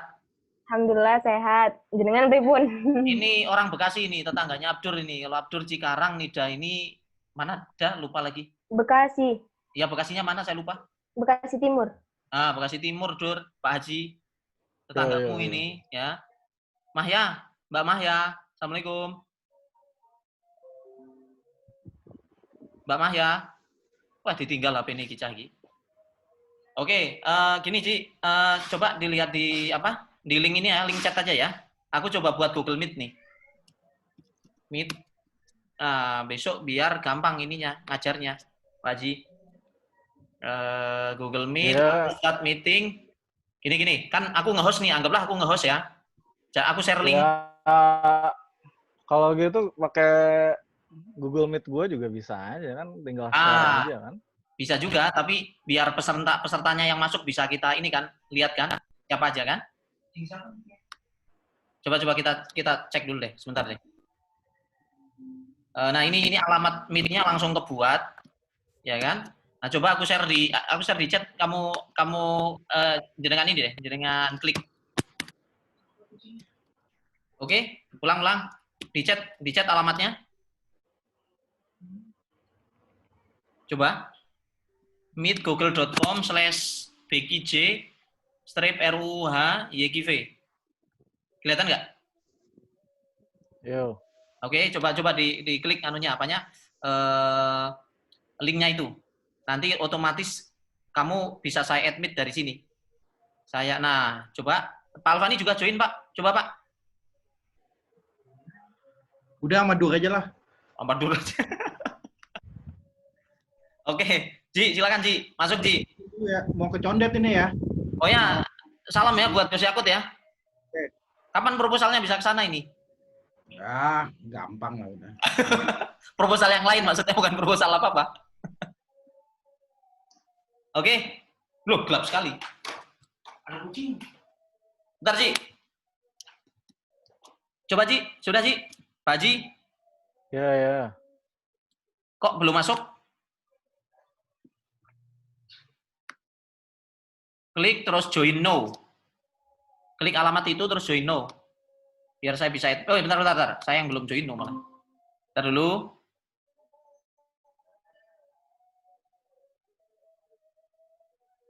Oke, undanganmu belum masuk nih. Kita mau rapat bertiga nih. Lebih jernih nih, malah lebih enak nih tampilannya. Kita coba pakai Google Meet besok nih ke para peserta. When you can minimize. Oke. Kayaknya di Android semua punya. Ntar dulu, ini soalnya bisa connect langsung dengan Zoom. Oh, serius? Serius. Nggak ngarang. Kan nggak bisa pakai Zoom pakai itu kan? Tapi Haji belum masuk ini. Ji? Yo. Ayo, belum masuk ini. Sayang lagi di Cakung. Kalau di Barusa aku samperin. Ada kodenya nggak? Nggak ada, nggak saya kasih kode. Cuma diklik aja, terus klik join. Join now. Join now. Nanti punyamu tampil di tempatku, tak admit. Saya setujui masuk. Atau setengah pakai Zoom. Lu nanti buat... Pesertanya nggak sampai 100, setengah aja. Oh iya. Aman. Aman ya. Udah belum sih? Yo. Nah, nanti kalau mau presentasi kan ngajarnya pakai PPT aja, lebih enak. Nah, ini udah nih, ekspedisi budaya ya. Nah, Ya. ini punyamu udah masuk nih. Di Zoom ada, di Google Meet juga ada nih. Tapi besok only Google Meet. Nah, untuk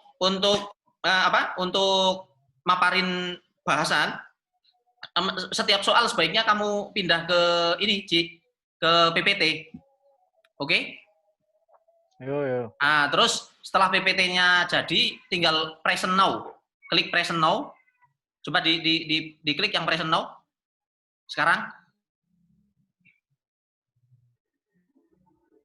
Present now, Ji. Ya. Terus your entry screen. Your entry screen.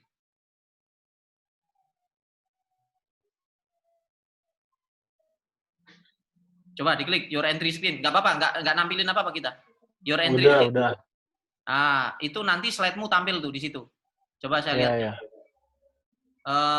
Ini apapun yang kamu tampilkan di Windows-mu, di desktop, itu tampil di sini kalau kamu enter your screen ini. Tapi ini belum tampil ini. Boleh dicoba lagi nggak? Present now. Ya kan nggak bisa share. Oh, lo nggak bisa share? Coba. Ya. Ente kunci kali. Enggak, coba.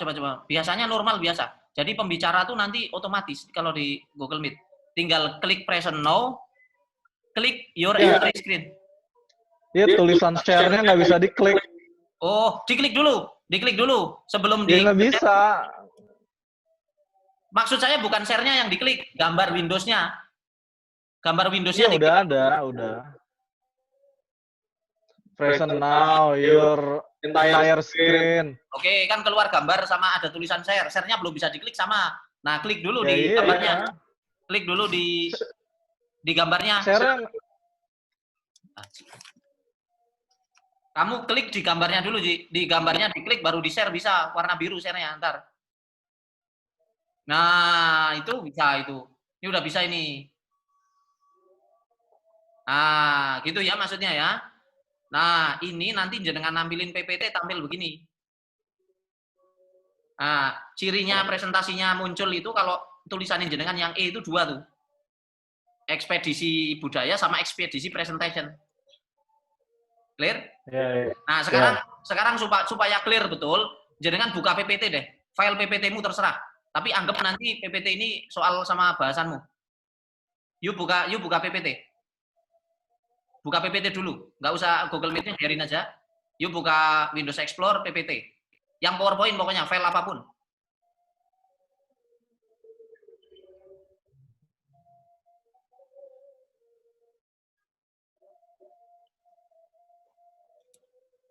Gila, cuma saya nyari duit nih. Ada anak istri nih. Lo mesti oper duitnya saya nih. Gak usah nanya, udah oper berkali-kali. Oper lagi, lo harus oper, transfer, terserah berapa. Pokoknya harus diamankan. Yang nggak ngamanin saya gimana nih? Saya nggak kerja begini kesandra ini. Udah nih, ya? Bentar dulu, ini belum clear nih. Yuk buka PPT deh, sembarang dulu. Ngerti. Oke. Gue di Google Meet juga udah, di Zoom juga udah presentasi.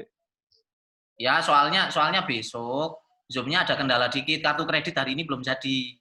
Hasim ini lagi buat kartu kredit katanya. Untuk beli Zoom itu mesti bayar pakai kartu kredit. Lo punya kartu kredit nggak, Ci? Punten, Ci? Enggak. Nah, lo nggak ada ya. Kalau debit ada, kalau debit sih aman. Masalahnya belinya harus pakai kartu kredit.